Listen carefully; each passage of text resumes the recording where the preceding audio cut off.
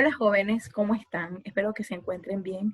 Un abrazo a la distancia. Hoy estoy aquí de nuevo para hacerles llegar a ustedes un video, el cual pues tiene como título las causas y las consecuencias de la Revolución Francesa.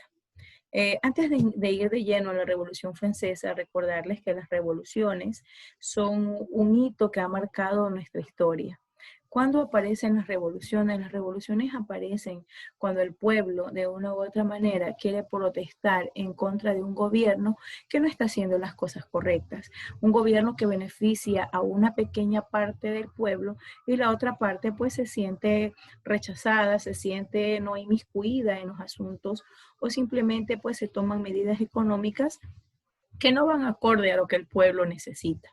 Recuerde que es el pueblo quien elige los mandatarios y es el pueblo el que se hace escuchar a través de ciertas revoluciones, a través de ciertos impactos sociales, su voz, su clamor y su participación.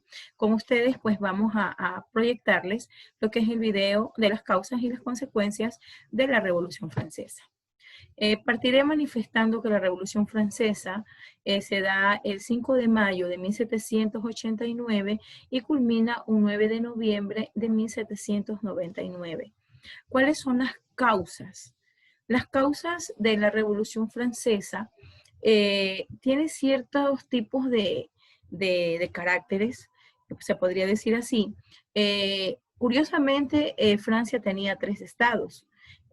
Un estado era el clero, que era la iglesia, el segundo estado era la monarquía, que era el rey con su familia y las personas que estaban posesionados en cargos públicos. Y el tercer estado, que era el pueblo. El clero pues no pagaba impuestos y vivía del diezmo de la iglesia, que significaba el 10% de lo que ganaban las personas en Francia, y de eso vivía pues el clero. Y la monarquía tampoco pagaba impuestos y vivía más bien de los impuestos que le cobraba al pueblo. Entonces, el pueblo, que era el tercer estado, estaba en la pobreza porque mantenía el clero y mantenía la monarquía. Eh, También, pues, lo que era la monarquía elevaba los impuestos al pueblo y de esta manera fue creando como una especie de sutura entre estos estados. También el alto costo de la independencia de los Estados Unidos, debido a que Francia siempre le tendió la mano a Estados Unidos para poderse independizar. También tenemos los ideales de ilustración.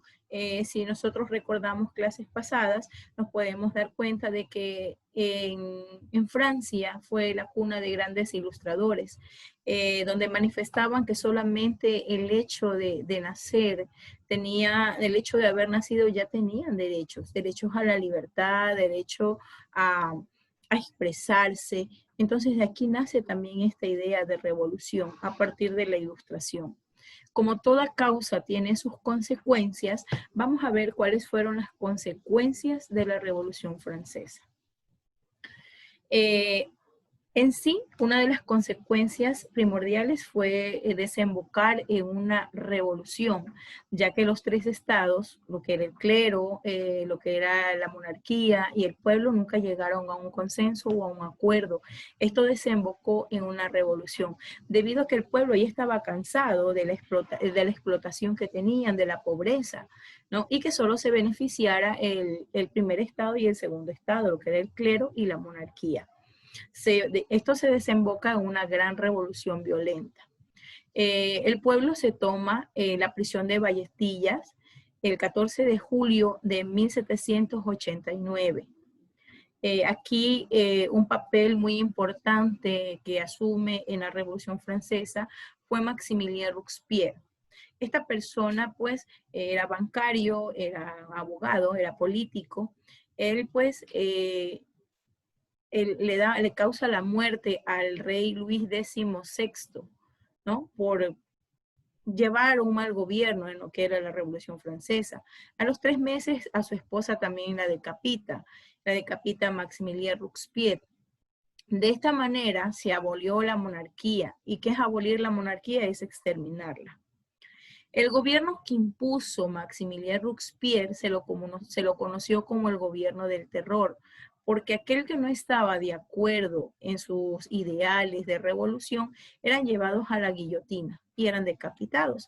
Entonces el pueblo tenía cierto temor y le puso pues a este gobierno de Maximilien Robespierre el gobierno del terror. Entonces, al comparar el gobierno que tenían con el rey Luis XVI y el gobierno que tenían con Maximilien Robespierre, estaban viviendo casi la misma situación.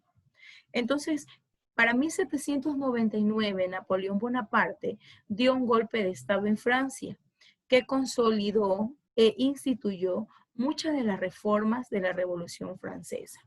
De esta manera, con el golpe de Estado que realizó Napoleón Bonaparte, le pone fin al gobierno del terror de Maximilien Robespierre. Y Robespierre pues fue llevado a la guillotina y fue decapitado.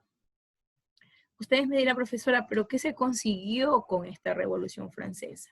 ¿Qué se consiguió con esta Revolución Francesa? Se consiguió que el pueblo sea escuchado, se consiguió que el pueblo sea escuchado, se dieron logros en lo que fue la Revolución Francesa.